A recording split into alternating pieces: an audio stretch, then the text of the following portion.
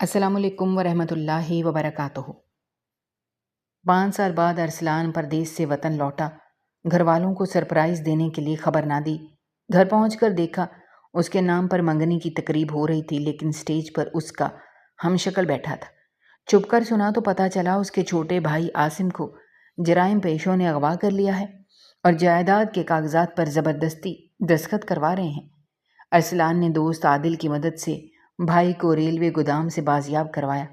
آخر میں معلوم ہوا عادل ہی اس سازش کا ماسٹر مائنڈ تھا اور جائیداد ہڑپ کرنا چاہتا تھا۔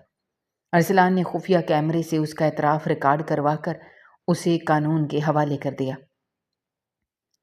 ارسلان کئی سالوں بعد پردیس کی مٹی چھوڑ کر اپنے وطن واپس لوٹ رہا تھا۔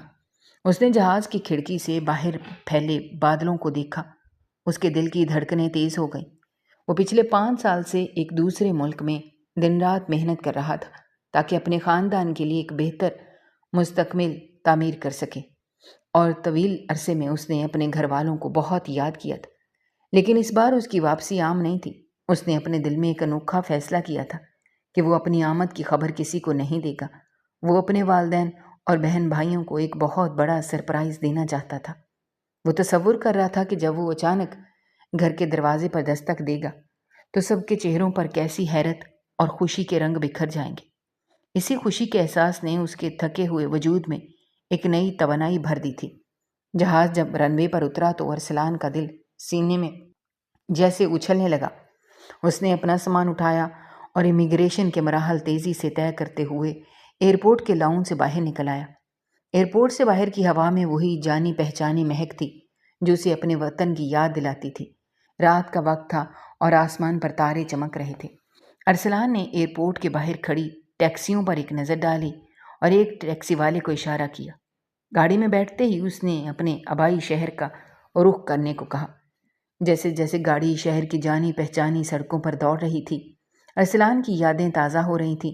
شہر بالکل ویسا ہی تھا جیسا وہ 5 سال پہلے چھوڑ کر گیا تھا۔ وہی پرانی دکانیں، وہی چوراہے اور وہی روشنیاں، جنہیں دیکھ کر اسے یوں لگا جیسے وہ کبھی یہاں سے گیا ہی نہیں تھا۔ رات کی اس پہر سڑکوں پر ٹریفک کم تھی، اس لیے گاڑی بہت تیزی سے اس کے محلے کی طرف بڑھ رہی تھی۔ ارسلان کا اشتیاق ہر گزرتے لمحے کے ساتھ بڑھتا جا رہا تھا۔ اس نے اپنے بیگ میں رکھے ہوئے تحائف کو دیکھا جو اپنی ماں، اپنے والد اور چھوٹے بہن بھائیوں کے لیے لایا تھا۔ دل ہی دل میں ان کے رد عمل کا اندازہ لگا رہا تھا۔ گاڑی اب اس کے محلے کی گلی میں داخل ہو چکی تھی۔ ارسلان کی نظریں اپنے گھر کی طرف لگی ہوئی تھیں، لیکن جیسے ہی گاڑی اس کی خاندانی مکان کے سامنے جا کر رکی، ارسلان کے قدم وہیں جم گئے اور اس کی آنکھیں حیرت سے پھیل گئیں۔ اس کا پورا گھر رنگ برنگی روشنیوں سے جگمگا رہا تھا۔ گھر کی بیرونی دیوار پر خوبصورت سجاوٹ کی گئی تھی اور مرکزی دروازے پر ایک بڑا سا شامیانہ لگا ہوا تھا جہاں سے لوگوں کی آمد و رفت جاری تھی۔ گھر کے اندر سے دھیمی دھیمی موسیقی اور ہنسنے بولنے کی آوازیں آ رہی تھیں۔ ایسا لگ رہا تھا جیسے گھر میں کوئی بہت بڑی تقریب، یہ شادی کا جشن چل رہا ہو۔ ارسلان گاڑی سے اترا اور حیرت کے سمندر میں ڈوب گیا۔ اسے سمجھ نہیں آ رہی تھی آخر گھر میں کون سی تقریب ہو رہی ہے، کیونکہ اس کی اپنے گھر والوں سے 2 دن پہلے ہی فون پر بات ہوئی تھی، لیکن کسی نے بھی اسے اس طرح کی کسی تقریب کا کوئی ذکر نہیں کیا تھا۔ سب نے یہی کہا تھا کہ گھر میں سب خیریت ہے اور سب عام دنوں کی طرح زندگی گزار رہے ہیں۔ ارسلان نے ٹیکسی والے کو کرایہ دیا، اپنا سامان سڑک کے کنارے رکھ کر گھر کے صدر دروازے کی طرف بڑھنے لگا۔ اس کا دل کسی انجانے خوف اور گہری حیرت سے لرز رہا تھا۔ اسے معلوم تھا کہ چند دنوں کے بعد کچھ بڑا ہونے والا ہے، لیکن جو کچھ اس وقت اس کی آنکھوں کے سامنے تھا وہ اس کے وہم و گمان میں بھی نہیں تھا۔ اس نے دیکھا کہ مہمان اچھے لباس پہنے گھر کے اندر جا رہے ہیں، ہر طرف خوشی کا ماحول ہے۔ ارسلان نے اپنے کوٹ کا کالر اونچا کیا تاکہ کوئی اسے پہلی نظر میں پہچان نہ سکے، اور وہ آہستہ سے بھیڑ کا حصہ بنتے ہوئے اپنے ہی گھر کے صحن میں داخل ہو گیا۔ صحن میں لگے بڑے بڑے فانوس پوری طرح فضا کو روشن کر رہے تھے اور وہاں موجود لوگ ایک دوسرے کو مبارکباد دے رہے تھے۔ ارسلان نے ایک کونے میں کھڑے ہو کر اپنے والد کو دیکھا جو سفید لباس میں ملبوس مسکراتے ہوئے مہمانوں کا استقبال کر رہے تھے۔ ان کے چہرے پر عجیب سی رونق تھی، لیکن ساتھ ہی ایک سنجیدگی بھی تھی۔ ارسلان نے اپنی ماں کو تلاش کرنے کی کوشش کی تو وہ اسے خواتین کے حصے میں مہمانوں کے درمیان بیٹھی دکھائی دی۔ ان کے چہرے پر بھی خوشی کے تاثرات تھے، لیکن ان کی آنکھوں میں ایک گہرا راز چھپا ہوا محسوس ہو رہا تھا۔ ارسلان نے محسوس کیا کہ اس محفل میں کچھ ایسا ہے جو سیدھا نہیں ہے۔ وہ یہ جاننے کے لیے بے چین تھا کہ یہ جشن کس بات کا ہے۔ اس نے اپنے ایک پرانے پڑوسی کو دیکھا جو وہاں اکیلا کھڑا جوس پی رہا تھا۔ ارسلان نے اپنی پہچان چھپاتے ہوئے اپنی آواز بدل کر اس پڑوسی کے قریب جا کر پوچھا، بھائی صاحب، معذرت چاہتا ہوں، میں ذرا دیر سے آیا ہوں، کیا آپ مجھے بتائیں گے آج یہاں کس بات کی اتنی بڑی تقریب ہے؟ پڑوسی نے ارسلان کو اوپر سے نیچے تک دیکھا، مسکرا کر بولا، بھائی لگتا ہے تم بہت دور سے آئے ہو، یا اس خاندان سے تمہارا کوئی تعلق نہیں ہے۔ یہ اس گھر کے بڑے بیٹے کی کامیابی اور اس کی منگنی کا جشن ہے، جو پچھلے کئی سالوں سے ملک سے باہر تھا، اور آج اس کے گھر والے اس کی غائبانہ منگنی اس لڑکی سے کر رہے ہیں جس سے وہ پیار کرتا تھا۔ یہ سن کر ارسلان کے پیروں تلے سے زمین نکل گئی، کیونکہ وہ خود اس گھر کا بڑا بیٹا تھا اور اس نے کبھی کسی لڑکی سے منگنی کی بات نہیں کی تھی، اور نہ ہی وہ کسی ایسی لڑکی کو جانتا تھا۔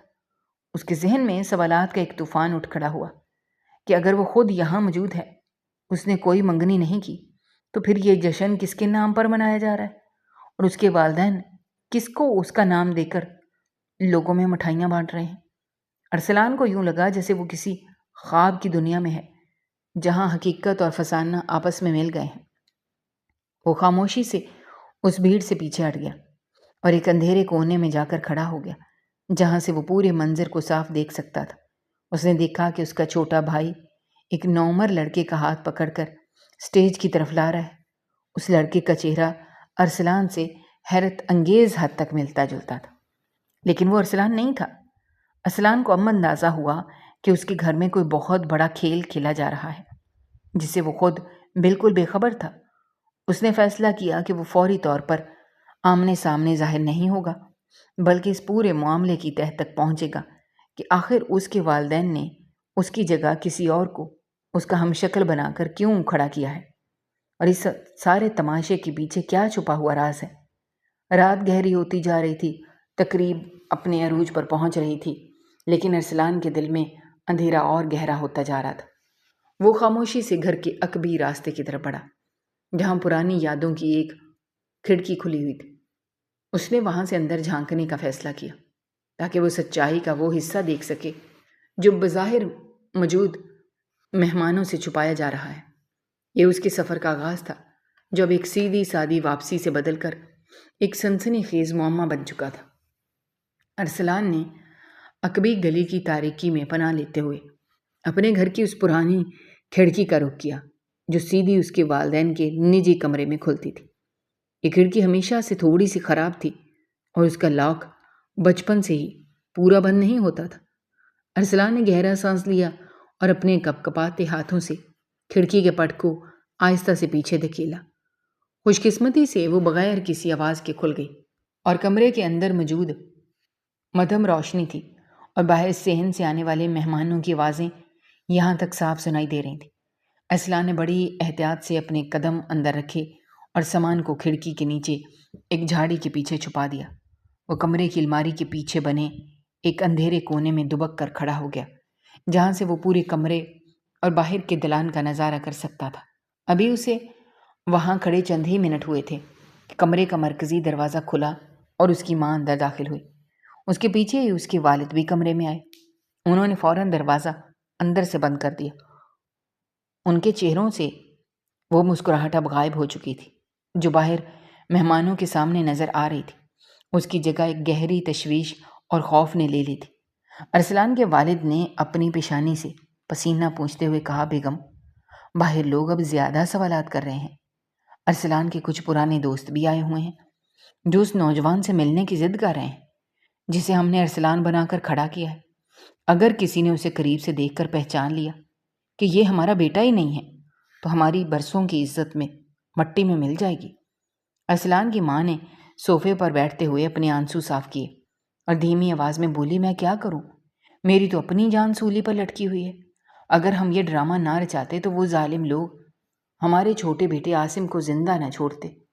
انہوں نے ہمیں صاف دھمکی دی ہے کہ اگر ارسلان کے نام پر یہ منگنی اور جائیداد کے کاغذات پر دستخط نہ ہوئے تو وہ عاصم کی لاش گھر بھیج دیں گے۔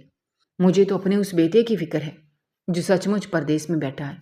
خدا نہ کرے اگر اسے سب کی کانوں کان خبر ہو گئی، وہ تو جیتے جی مر جائے گا۔ اسے کیا معلوم کہ اس کے نام پر یہاں کیا کھیل کھیلا جا رہا ہے۔ باتیں سن کر ارسلان کے جسم میں جیسے بجلی کا ایک زوردار جھٹکا لگا۔ اس کا دماغ شل ہو گیا۔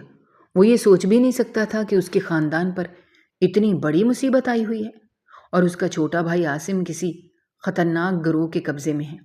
اب اسے سمجھ آیا کہ جو لڑکا اسٹیج پر اس کا ہم شکل بن کر بیٹھا ہے وہ دراصل اس گروہ کا کوئی کارندہ ہے یا کوئی مجبور انسان جسے جائیداد کے کاغذات پر ارسلان کے جعلی دستخط کروانے کے لیے استعمال کیا جا رہا ہے۔ ارسلان نے اپنے غصے اور جذبات پر قابو پایا کیونکہ وہ جانتا تھا کہ اس وقت جذباتی ہونا پورے خاندان کو بڑی مصیبت میں ڈال سکتا تھا۔ وہ خاموشی سے الماری کے پیچھے کھڑا رہا اور ان کی اگلی گفتگو سننے کا انتظار کرنے لگا۔ اس کے والد نے دوبارہ کہنا شروع کیا کہ جائیداد کے اصل کاغذات تو میں نے لاکر میں چھپا دیے ہیں، لیکن وہ لوگ آج کی رات تقریب کے فوراً بعد اس لڑکے کے ذریعے دستخط کروانے کے لیے دباؤ ڈالیں گے۔ جیسے ہی دستخط ہو گئے وہ عاصم کو آزاد کرنے کا وعدہ کر چکے ہیں، لیکن مجھے ان پر بھروسہ نہیں ہے۔ وہ لوگ دھوکے باز ہیں۔ ارسلان کی ماں نے روتے ہوئے کہا، اللہ ہمارے حال پر رحم کرے، کاش ارسلان یہاں ہوتا، وہ کوئی نہ کوئی راستہ نکال لیتا، وہ بہت سمجھدار ہے۔ یہ سن کر ارسلان کا دل چاہا کہ وہ اسی وقت الماری کے پیچھے سے باہر نکل آئے اور اپنی ماں کے گلے لگ کر کہے کہ میں یہاں پہنچ چکا ہوں، لیکن عاصم کی زندگی کا سوال تھا، اس لیے اس نے اپنے قدم روک لیے۔ اسی لمحے کمرے کے دروازے پر کسی نے زور سے دستک دی۔ ارسلان کے والدین چونک گئے۔ انہوں نے جلدی سے اپنے چہروں کے تاثرات بدلے اور دروازہ کھولا۔ باہر وہی ہم شکل لڑکا کھڑا تھا جو ارسلان کا روپ دھارے ہوئے تھا۔ اس کے پیچھے دو اجنبی مرد بھی تھے جن کی کمر سے پستول بندھے ہوئے تھے۔ ان کے چہروں پر صفاقی واضح تھی۔ ان میں سے ایک نے کڑکدار آواز میں کہا، چچا جان، ڈرامے کا وقت ختم ہوا، مہمان اب جا رہے ہیں، اب اس لڑکے کو لے کر اندر آئیں اور جائیداد کے کاغذات پر دستخط کروائیں تاکہ ہم اپنا کام ختم کریں اور آپ کو آپ کا دوسرا بیٹا واپس مل سکے۔ ارسلان نے الماری کی درز سے ان گنڈوں کو دیکھا۔ اس کا خون کھولنے لگا۔ اسے اندازہ ہو گیا کہ یہ لوگ تقریب کے ختم ہوتے ہی اس کے والدین کو لوٹنے اور پھر شاید عاصم کو نقصان پہنچانے کا ارادہ رکھتے ہیں۔ وہ سمجھ گیا کہ اب اسے خود ایکشن لینا ہوگا۔ ارسلان نے بہت ہوشیاری سے کھڑکی کے راستے دوبارہ باہر کی طرف قدم بڑھائے اور خاموشی سے گلی میں نکل آیا۔ اب اس کے پاس وقت بہت کم تھا اور اسے ایک ایسا منصوبہ بنانا تھا جس سے سانپ بھی مر جائے اور لاٹھی بھی نہ ٹوٹے۔ وہ جانتا تھا کہ گھر کے اندر اس وقت کم از کم 4 سے 5 مسلح افراد موجود ہو سکتے ہیں۔ اس نے اپنے موبائل فون کو دیکھا جس کا نیٹ ورک پردیس کا تھا، لیکن یہاں کے لوکل سگنل آ رہے تھے۔ اس نے فوراً ایک بہت ہی قریبی اور بچپن کے دوست عادل کا نمبر ملا دیا جو اب اس شہر میں ایک اعلیٰ سرکاری عہدے پر فائز تھا اور بہت بااثر تھا۔ خوش قسمتی سے عادل نے دوسری ہی گھنٹی پر فون اٹھا لی۔ ارسلان نے بغیر کوئی تمہید باندھے دھیمی لیکن پرعزم آواز میں کہا، عادل، میں ارسلان بول رہا ہوں۔ میں اس وقت اپنے گھر کے باہر عقبی گلی میں ہوں اور میرے گھر پر کچھ خطرناک جرائم پیشوں نے قبضہ کر رکھا ہے۔ انہوں نے عاصم کو یرغمال بنایا ہوا ہے اور میرے والدین سے زبردستی دستخط کروا رہے ہیں۔ مجھے تمہاری فوری مدد کی ضرورت ہے، لیکن کوئی شور شرابہ یا پولیس کی گاڑیاں نہیں آنی چاہیے ورنہ وہ عاصم کو مار دیں گے۔ عادل نے جب اپنے پرانے دوست کی آواز سنی وہ پہلے تو حیران ہوا، لیکن معاملے کی سنگینی کو بھانپتے ہوئے اس نے فوراً کہا کہ ارسلان، تم حوصلہ رکھو، میں اگلے 10 منٹ کے اندر اپنے چند بہترین اور سادہ لباس میں ملبوس کمانڈوز کے ساتھ تمہارے محلے کے موڑ پر پہنچ رہا ہوں، تم وہیں میرا انتظار کرو۔ ارسلان نے فون بند کیا، تیزی سے محلے کے موڑ کی طرف بھاگا۔ رات کے اندھیرے میں اس کے قدموں کی آواز گلیوں میں گونج رہی تھی۔ اس کا دل دھک دھک کر رہا تھا، لیکن اس کے ارادے چٹان کی طرح مضبوط تھے۔ وہ اپنے خاندان کو اس آگ سے نکالنے کے لیے اپنی جان کی بازی لگانے کو تیار تھا۔ جب وہ موڑ پر پہنچا تو اس نے دیکھا کہ 2 بغیر نمبر پلیٹ کی سیاہ گاڑیاں وہاں آ کر رکیں، جن میں سے عادل اور اس کے مسلح جوان باہر نکلے۔ عادل نے ارسلان کو دیکھتے ہی اسے گلے سے لگایا اور کہا، میرے بھائی، تم بالکل فکر نہ کرو، اب ہم سب مل کر ان کا مقابلہ کریں گے۔ ارسلان نے عادل کو گھیر کر پورا نقشہ سمجھایا اور بتایا کہ کس طرح عقبی کھڑکی سے اندر جایا جا سکتا ہے اور کس طرح وہ ہم شکل لڑکا اور غنڈے اس وقت اندرونی کمرے میں موجود ہیں۔ ارسلان نے کہا کہ پہلے میں اکیلا اندر جاؤں گا تاکہ ان کی توجہ بھٹکا سکوں، اور جیسے ہی میں اشارہ کروں تم لوگ اندر داخل ہو جانا۔ عادل نے پہلے تو منع کیا، لیکن ارسلان کی ضد کے آگے اسے ہار ماننی پڑی۔ ارسلان اب ایک نئے عزم کے ساتھ اپنے ہی گھر کی طرف واپس بڑھ رہا تھا، لیکن اب وہ ایک مسافر نہیں بلکہ اپنے گھر کا محافظ بن کر جا رہا تھا۔ سسپینس کی یہ گھڑی اپنی انتہا کو چھو رہی تھی، کیونکہ ایک معمولی سی غلطی کسی کی زندگی کا چراغ گل کر سکتی تھی۔ ارسلان نے دوبارہ عقبی کھڑکی کا رخ کیا اور اندرونی کمرے کی طرف بڑھا، جہاں اب زندگی اور موت کا کھیل شروع ہونے والا تھا۔ ارسلان نے جب دوبارہ اس اندھیری کوٹھڑی سے اپنے پیر کمرے کے اندر جمائے، اس کا پورا وجود جوش اور غصے ایک عجیب کیفیت میں مبتلا تھا۔ کمرے کے اندر اب بھی وہی مدھم روشنی پھیلی ہوئی تھی، لیکن باہر دلان سے آنے والی آوازیں اب مزید تلخ اور سنگین ہو چکی تھیں۔ ارسلان نے الماری کے پیچھے اپنی پرانی جگہ سنبھالی اور باہر دلان کی طرف جانے والے دروازے کی درز سے مڑ کر دیکھا، جہاں اس کا ہم شکل لڑکا اور دونوں مسلح غنڈے اس کے بوڑھے والد کے سامنے جائیداد کے کاغذات پھیلائے کھڑے تھے۔ ان میں سے ایک غنڈے نے، جس کا چہرہ چیچک کے داغوں سے بھرا ہوا تھا، اپنے ہاتھ میں پکڑا ہوا قلم ارسلان کے والد کی طرف بڑھایا اور نہایت صفاقانہ لہجے میں کہا، بوڑھے، اب ہمارے صبر کا مزید امتحان مت لو، یہ قلم پکڑو اور ارسلان کے نام کے سامنے اس جگہ اپنے دستخط کرو، اور ساتھ ہی اس لڑکے سے بھی دستخط کرواؤ جو تمہارا بڑا بیٹا بنا ہوا ہے۔ اگر تم نے اگلے 2 منٹ کے اندر یہ کام مکمل نہ کیا تو یاد رکھو، شہر کے دوسرے کونے میں ایک سنسان گودام کے اندر تمہارا چھوٹا بیٹا عاصم آخری سانس سے گن رہا ہوگا۔ ہمارے آدمیوں کو صرف ایک فون کال کی دیر ہے، وہ اسے ہمیشہ کے لیے خاموش کر دیں گے۔ ارسلان کے والد کے ہاتھ کانپ رہے تھے۔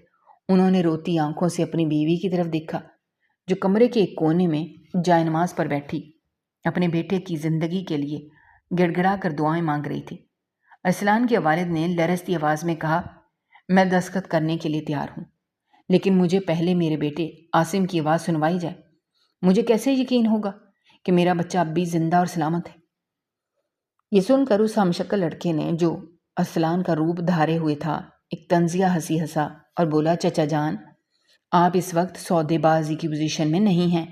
جو کچھ کہا جا رہا ہے وہ خاموشی سے کریں، ورنہ نقصان کے ذمہ دار آپ خود ہوں گے۔ الماری کے پیچھے کھڑے ارسلان نے جب یہ منظر دیکھا تو اسے مزید ضبط نہ ہو سکا۔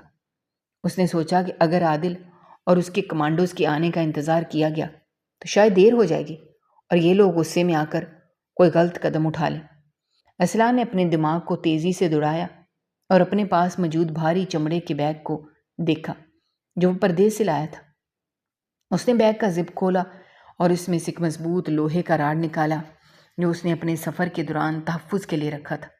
ارسلان نے ایک لمبا سانس لیا، اپنے اعصاب کو قابو میں کیا اور اچانک الماری کے پیچھے سے نکل کر دلان کے دروازے پر ایک زوردار لات مار کر کھول دیا۔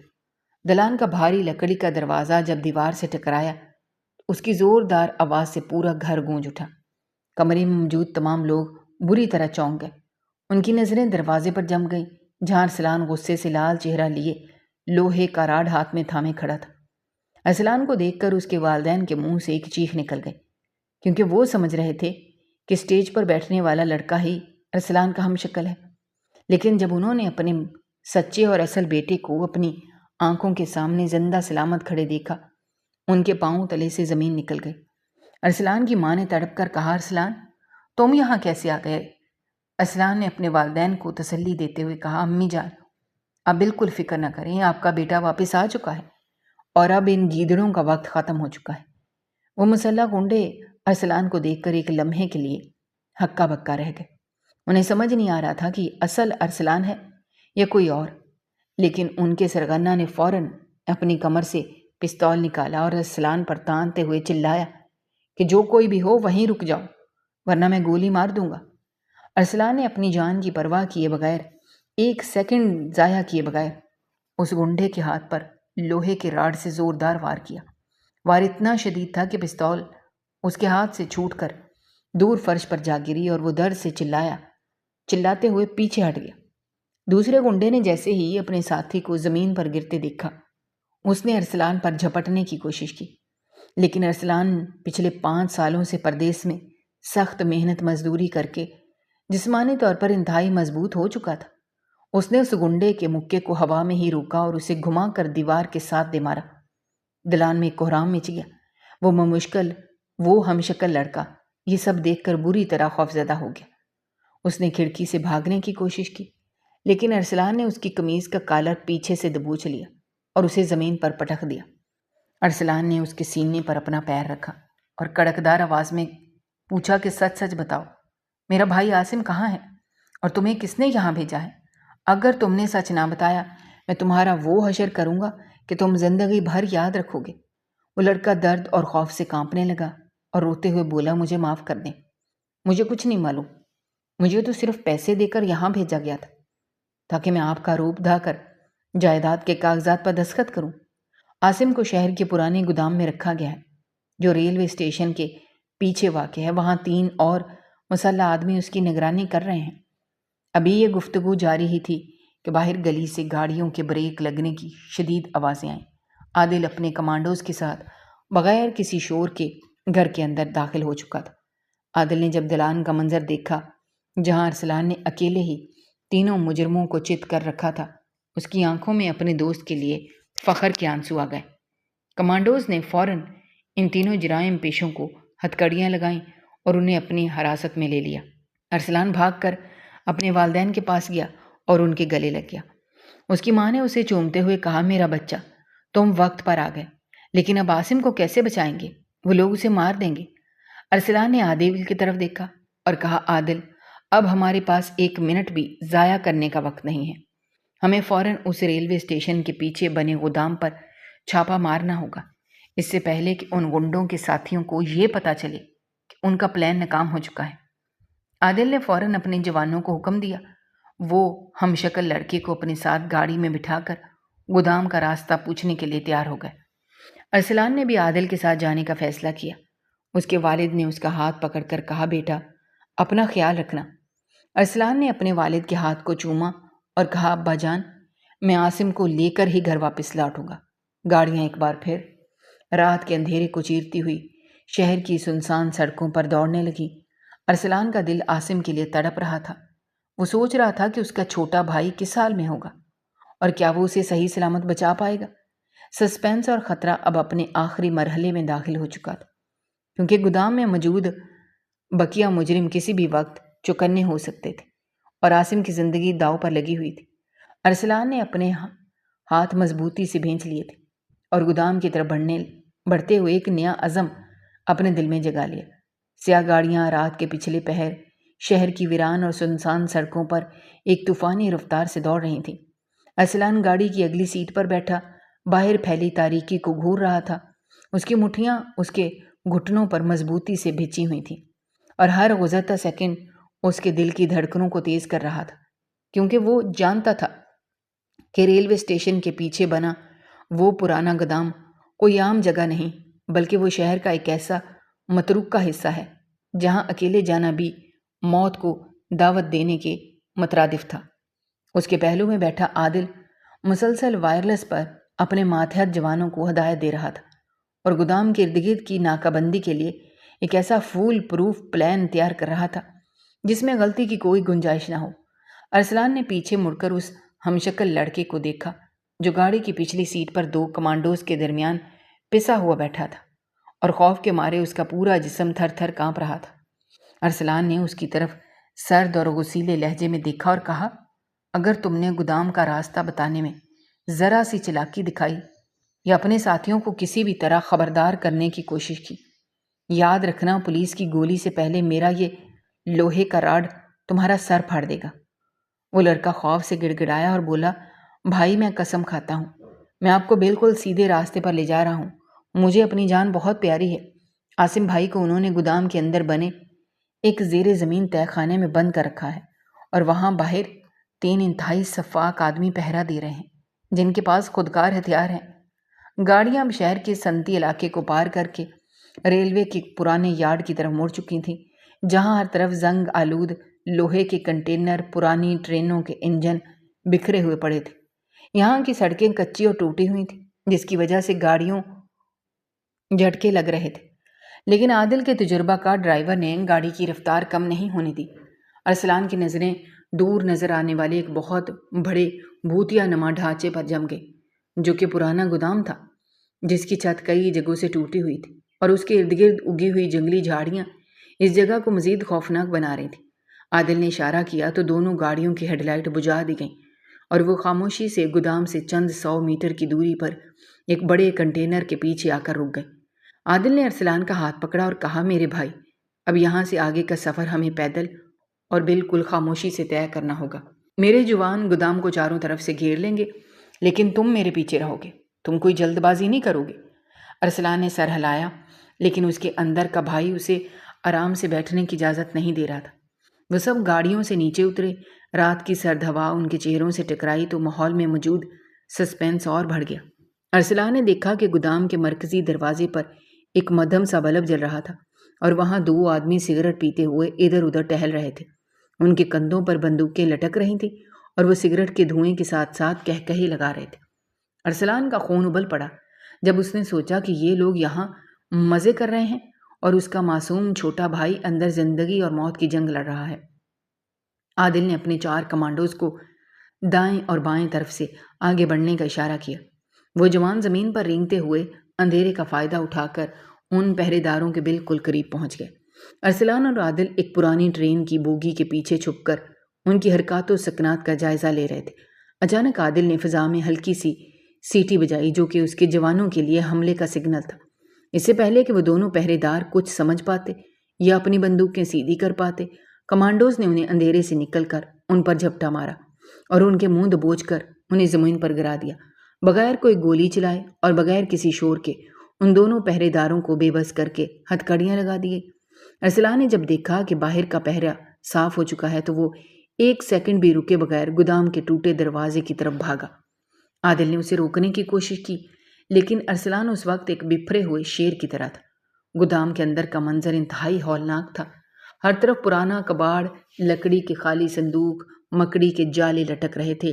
ہوا میں نمی اور سڑاند کی بو پھیلی ہوئی تھی۔ گودام کے بیچوں بیچ ایک لوہے کے بھاری دروازہ تھا جو نیچے تہہ خانے کی طرف جاتا تھا۔ ارسلان نے دیکھا کہ اس دروازے کے باہر تیسرا گنڈا بیٹھا موبائل فون پر کسی سے بات کر رہا تھا۔ جیسے اس کی نظر ارسلان اور اس کے پیچھے آتے ہوئے مسلح کمانڈوز پر پڑی، خوف کے مارے اپنا فون نیچے گرایا اور دیوار کے ساتھ لگی ایک بڑی مشین کے پیچھے چھپ گیا۔ ارسلان پر گولی چلا دی۔ گولی کی آواز گودام کی خاموشی کو چیرتی ہوئی ارسلان کے کان کے پاس سے گزر کر ایک لوہے کے ڈرم پر جا لگی، جس سے چنگاریاں اڑی۔ ارسلان نے فوراً ایک لکڑی کے بڑے صندوق کے پیچھے پناہ لی۔ عادل کے جوانوں نے فوراً پوزیشن سنبھالی اور اس گنڈے پر جوابی فائرنگ شروع کر دی۔ گودام گولیوں کی تڑتڑاہٹ سے گونج اٹھا۔ ارسلان نے دیکھا کہ وہ گنڈا گولیوں کی بچھاڑ کی وجہ سے اپنی جگہ سے ہل نہیں پا رہا تھا۔ ارسلان نے اس موقع کا فائدہ اٹھایا اور رینگتا ہوا اس مشین کی دوسری طرف سے اس کے بالکل قریب پہنچ گیا۔ اس سے پہلے کہ وہ گنڈا دوبارہ ارسلان کی طرف بندوق گھماتا، ارسلان نے پوری طاقت سے اپنے ہاتھ میں موجود لوہے کا راڈ اس کے سر پر دے مارا۔ وہ گنڈا ایک کراہ کے ساتھ زمین پر گرا اور بے ہوش ہو گیا۔ اس کا ہتھیار دور جا گرا۔ ارسلان نے فوراً اس کی جیبیں ٹٹولیں اور اس میں سے چابیوں کا ایک بڑا سا گچھا نکال لیا۔ اس کا پورا وجود پسینے سے شرابور تھا، لیکن اس کی نظریں صرف اس لوہے کے دروازے پر تھیں جو تہہ خانے کی طرف جاتا تھا۔ اس نے لرزتے ہاتھوں سے چابی تالے میں گھمائی اور ایک بھاری آواز کے ساتھ تالا کھل گیا۔ ارسلان نے دروازہ کھینچا۔ نیچے اندھیری سیڑھیاں نظر آئیں جہاں سے ہلکی سی روشنی کی لکیر باہر آ رہی تھی۔ ارسلان نے عادل کو پکارا اور کہا، عادل، نیچے عاصم، میں جا رہا ہوں۔ ارسلان سیڑھیاں اتر کر جیسے ہی تہہ خانے میں داخل ہوا، اس کے سامنے ایک چھوٹا سا کمرہ تھا جہاں ایک کرسی پر اس کا چھوٹا بھائی عاصم رسیوں سے جکڑا ہوا بیٹھا تھا۔ اس کے چہرے پر چوٹوں کے نشانات تھے، وہ بری طرح نڈھال تھا۔ عاصم نے جب اپنے بڑے بھائی ارسلان کو اس اندھیرے غار میں اپنے سامنے دیکھا، اسے لگا وہ کوئی خواب دیکھ رہا ہے۔ اس کی آنکھوں سے آنسوؤں کا سیلاب بہہ نکلا اور اس نے دھیمی آواز میں کہا، بھائی، کیا آپ سچ مچ آ گئے ہیں؟ ارسلان نے تڑپ کر عاصم کو گلے سے لگا لیا اور اپنے دانتوں اور ہاتھوں سے اس کی رسیاں کھولنا شروع کر دیں۔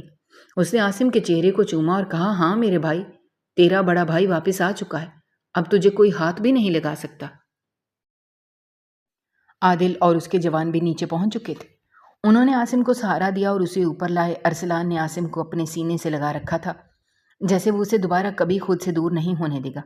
عاصم نے روتے ہوئے بتایا کہ بھائی، ان لوگوں نے مجھے 3 دن سے یہاں بھوکا پیاسا رکھا ہوا تھا، اور وہ ابا جان سے آپ کے نام پر سب کچھ لکھوانا چاہتے تھے۔ اگر آپ نہ آتے تو یہ لوگ مجھے مار دیتے۔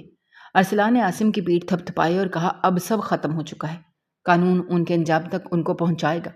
وہ سب گودام سے باہر نکلے، جہاں صبح کی پہلی کرن آسمان پر نمودار ہو رہی تھی۔ رات کا وہ سنسنی خیز اور ہولناک اندھیرا اب چھٹ رہا تھا، اور کامیابی کی ایک نئی صبح ان کا استقبال کر رہی تھی۔ ارسلان نے عادل کا شکریہ ادا کیا، جس نے اپنی دوستی کا حق ادا کر دیا، اور عاصم کو گاڑی میں بٹھایا اور گاڑیاں واپس ان کے گھر کی طرف روانہ ہوئیں، جہاں ان کے بوڑھے والدین ان کی راہ تک رہے تھے۔ ارسلان نے کھڑکی سے باہر دیکھا، اس کا دل سکون سے بھر گیا، جو اسے پچھلے 5 سالوں میں کبھی نصیب نہیں ہوا تھا۔ لیکن داستان کا یہ اختتام نہیں تھا، کیونکہ اس پورے گروہ کے پیچھے چھپا ہوا اصل چہرہ اور ماسٹر مائنڈ ابھی تک قانون کی گرفت سے باہر تھا، جس کا پتہ ارسلان کو جلد ہی چلنے والا تھا۔ گاڑیاں جب ارسلان اور عاصم کو لے کر واپس ان کے خاندانی مکان کے سامنے پہنچی، صبح کے جالے نے پوری گلی کو اپنی لپیٹ میں لے لیا تھا۔ گھر کے باہر لگی وہ رنگ برنگی روشنیاں اور شامیانہ اب رات کی ہولناکی کا ایک خاموش منظر پیش کر رہے تھے۔ ارسلان اور عادل نے عاصم کو سہارا دے کر جیسے ہی گھر کے دلان میں قدم رکھا، ان کی ماں اور والد دوڑتے ہوئے باہر آئے، اور اپنے دونوں بیٹوں کو ایک ساتھ صحیح سلامت دیکھ کر ان کی آنکھوں سے خوشی کے آنسو جاری ہو گئے۔ ماں نے عاصم کو اپنے سینے سے لگا لیا، بار بار اس کا چہرہ چومنے لگیں، جبکہ والد نے ارسلان کے کندھے پر ہاتھ رکھ کر کہا، بیٹا، آج اگر تم وقت پر نہ آتے میرا سب کچھ لوٹ جاتا۔ عادل نے ارسلان کے والد کو تسلی دی اور کہا، چچا جان، اب آپ لوگ بالکل محفوظ ہیں۔ ان گنڈوں کو میری ٹیم نے حراست میں لے لیا ہے، اور وہ کبھی جیل سے باہر نہیں آ سکیں گے۔ عادل نے اپنے جوانوں کو حکم دیا کہ وہ ان تینوں گنڈوں کو اور اس ہمشکل لڑکے کو سرکاری گاڑیوں میں بٹھائیں، تاکہ انہیں تفتیش کے لیے نامعلوم مقام پر منتقل کیا جا سکے۔ ارسلان نے عادل کا ایک بار پھر دل سے شکریہ ادا کیا، اور عادل اپنی ٹیم کے ساتھ وہاں سے روانہ ہو گیا۔ ارسلان اپنے بھائی اور والدین کو لے کر اندرونی کمرے میں آیا، جہاں اب بھی جائیداد کے وہ کاغذات میز پر بکھرے پڑے تھے، جن پر زبردستی دستخط کروانے کی کوشش کی گئی تھی۔ ارسلان نے ان کاغذات کو اپنے ہاتھ میں اٹھایا اور ان پر لکھی ہوئی تحریر کو غور سے پڑھنے لگا۔ جیسے اس کی نظر جائیداد کے ان حصوں اور اس کمپنی کے نام پر پڑی جس کے حق میں یہ منتقل کی جا رہی تھی، تو ارسلان کے ماتھے پر پسینے کی بوندیں نمودار ہو گئیں، اور اس کا پورا وجود لرز اٹھا، کیونکہ اس کمپنی کا مالک کوئی اجنبی نہیں بلکہ وہ ارسلان کا اپنا سب سے قریبی اور بچپن کا دوست عادل تھا، جس نے ابھی چند منٹ پہلے ارسلان کے ساتھ مل کر اس کے بھائی کو بچانے کا پورا ڈرامہ رچایا تھا۔ ارسلان کے پیروں تلے سے زمین نکل گئی، اس کا دماغ تیزی سے گھومنے لگا، اسے یوں لگا جیسے وہ کسی گہرے کنویں میں گرتا جا رہا ہو۔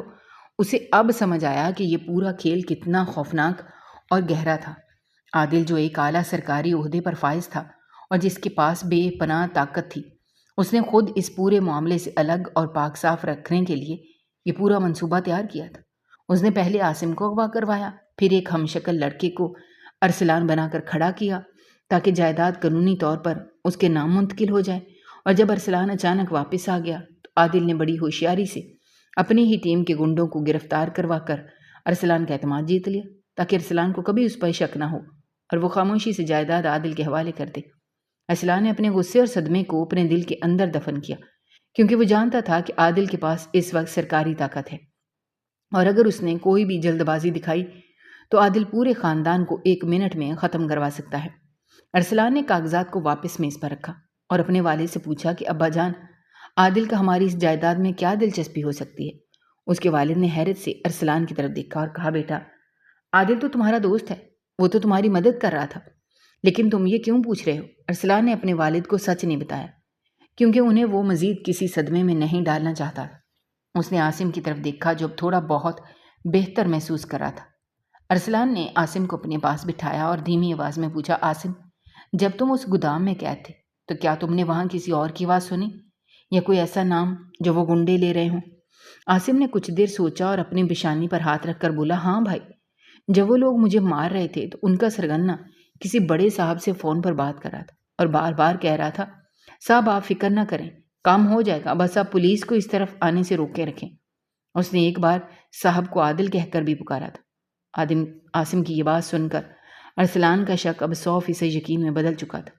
اس کا وہ دوست جس کے ساتھ بچپن سے کھیلا تھا، جس کے ساتھ اس نے زندگی کے کئی سال گزارے، وہی اس کا سب سے بڑا دشمن نکلا۔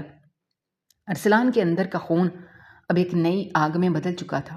اس نے سوچا کہ عادل نے جائیداد کے لیے اس کے پورے خاندان کی زندگیوں کو داؤ پر لگا دیا اور خود ایک ہیرو بن کر ان کے سامنے کھڑا رہا۔ ارسلان نے اپنے موبائل فون کو دیکھا، عادل کا نمبر اس کے سامنے تھا۔ اس کا دل چاہا وہ فوراً عادل کو فون کرے اور اس کا منافقانہ چہرہ اور اس کے سامنے بے نقاب کرے، لیکن وہ جانتا تھا کہ قانون اور ثبوت کے بغیر عادل کا کچھ نہیں بگاڑا جا سکتا، کیونکہ وہ خود ایک بڑا افسر تھا۔ ارسلان نے خاموشی سے کمرے کا دروازہ بند کیا اور اپنے سامان میں سے وہ چھوٹا خفیہ کیمرہ اور ریکارڈنگ ڈیوائس نکالی جو وہ پردیس میں اپنے کاروباری مقاصد کے لیے لایا تھا۔ اس نے فیصلہ کیا وہ عادل کو اس کے بنے ہوئے جال میں پھنسائے گا۔ ارسلان نے عادل کو فون ملایا۔ ارسلان کی آواز بالکل نارمل تھی، جیسے اسے کچھ بھی معلوم نہ ہو۔ اس نے کہا، عادل میرے بھائی، تم نے آج میرے خاندان پر جو احسان کیا ہے میں اسے زندگی بھر نہیں بھول سکتا۔ میں چاہتا ہوں آج رات تم میرے گھر پر آؤ تاکہ میں اور میرے والد تمہارا شکریہ ادا کر سکیں اور وہ جائیداد کے کاغذات بھی تمہارے سامنے محفوظ جگہ پر رکھ سکیں۔ عادل نے فون کی دوسری طرف مصنوعی اور مخلصانہ ہنسی ہنستے ہوئے کہا، ارسلان تم میرے بھائی ہو، تمہارا خاندان میرا خاندان ہے، میں آج رات ضرور آؤں گا۔ فون بند ہوتے ہی ارسلان کے چہرے پر ایک سرد مسکراہٹ پھیل گئی۔ سسپینس اب اپنے اس موڑ پر پہنچ چکا تھا جہاں رات کے اندھیرے میں دو پرانے دوست ایک دوسرے کے سامنے ہوں گے، لیکن ایک مخلص ہوگا اور دوسرا قاتل۔ ارسلان نے گھر کے دلان اور بیٹھک میں وہ خفیہ کیمرے نصب کر دیے جو عادل کی ہر حرکت اور اس کی زبان سے نکلنے والے ہر لفظ کو ریکارڈ کرنے والے تھے۔ اب ارسلان کو صرف رات کے ہونے کا انتظار تھا جب سچ اور جھوٹ کا آخری مارکا شروع ہونا تھا، اور یہ مارکا اتنا ہولناک ہونے والا تھا جس کا اندازہ عادل کو اپنی زندگی میں کبھی نہیں ہوا تھا۔ شام کے سائے گہرے ہوتے ہی ارسلان کے گھر کی بیٹھک میں ایک عجیب اور گہری خاموشی کا راج تھا۔ دیوار پر لگی گھڑی کی ٹک ٹک فضا میں موجود سسپینس کو مزید بڑھا رہی تھی۔ ارسلان نے بیٹھک کے کونوں میں لگے ان خفیہ کیمروں اور ریکارڈنگ ڈیوائسز کو آخری بار چیک کیا جو کتابوں کی الماری اور ایک بڑے گلدان کے پیچھے چھپائے گئے تھے۔ اس کا دل کسی لوہے کی مانے سخت ہو چکا تھا، کیونکہ آج رات وہ اپنے اس دوست کا نقاب نوچنے والا تھا جسے وہ اپنی جان سے زیادہ عزیز سمجھتا تھا۔ رات کے ٹھیک 9 بجے باہر گلی میں عادل کی سرکاری گاڑی آ کر رکی۔ ارسلان نے گہرا سانس لیا، اپنے چہرے پر ایک مصنوعی مسکراہٹ سجا کر دروازے کی طرف بڑھا۔ عادل ہمیشہ کی طرح اپنے پروقار اور مخلصانہ انداز میں اندر داخل ہوا۔ اس کے چہرے پر وہی مانوس مسکراہٹ تھی جو کسی کو بھی دھوکے میں ڈال سکتی تھی۔ عادل نے ارسلان کو گلے سے لگایا اور کہا، میرے بھائی، عاصم کی طبیعت اب کیسی ہے اور چچا جان کا خوف کم ہوا یا نہیں؟ ارسلان نے اسے صوفے پر بٹھاتے ہوئے کہا، عادل تمہاری وجہ سے سب ٹھیک ہے، اگر تم نہ ہوتے تو شاید اجڑی ہوئی گودام سے عاصم کی لاش ہی ملتی۔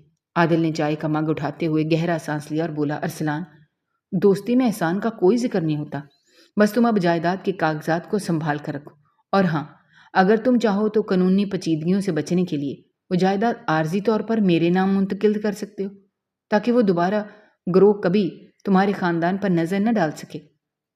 ارسلان نے عادل کی آنکھوں میں جھانکا جہاں لالچ کی ایک ہلکی سی چمک صاف دکھائی دی جا سکتی تھی۔ ارسلان نے میز پر رکھے کاغذات کو عادل کے سامنے بڑھایا۔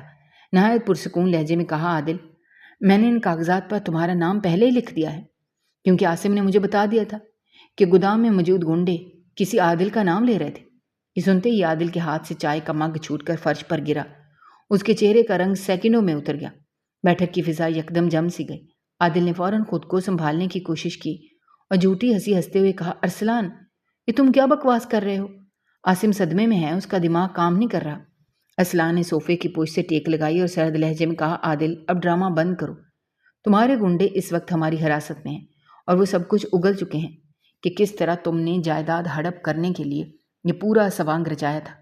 عادل نے جب دیکھا کہ اس کا راز فاش ہو چکا ہے، اس کے چہرے کے مخلصانہ تاثرات یکسر بدل گئے اور ان کی جگہ ایک صفاقانہ اور شیطانی مسکراہٹ نے لے لی۔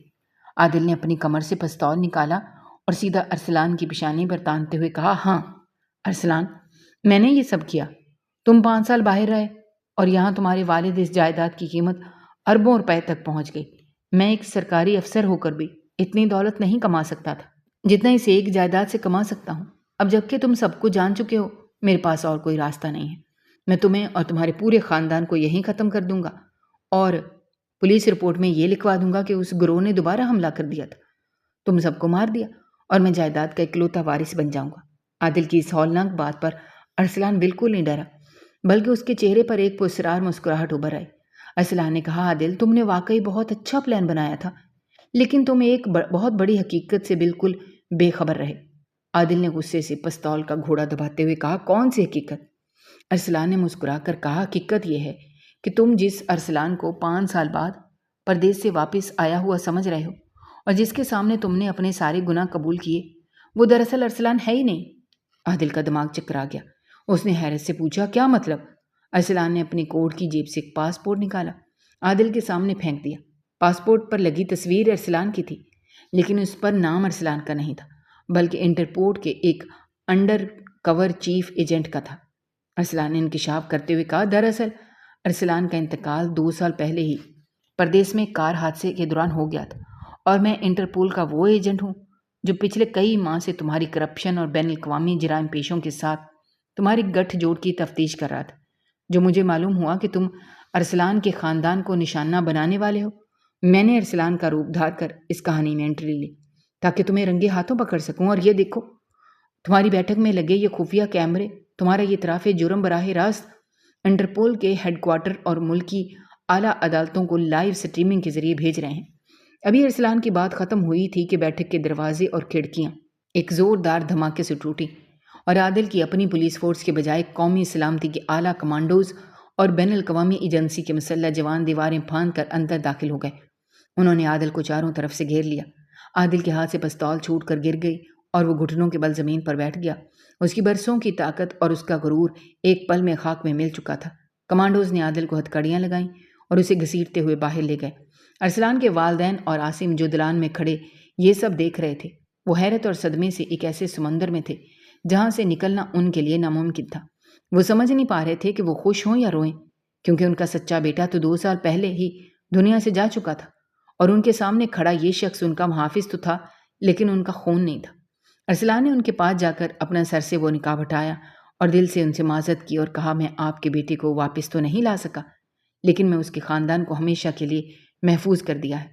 ارسلان کے بوڑھے والد نے اس انڈر کور ایجنٹ کا ہاتھ تھاما اور کہا، بیٹا، بھلے ہی تم ہمارے خون نہیں ہو، لیکن خدا نے تمہیں ہمارا بیٹا بنا کر بھیجا تھا۔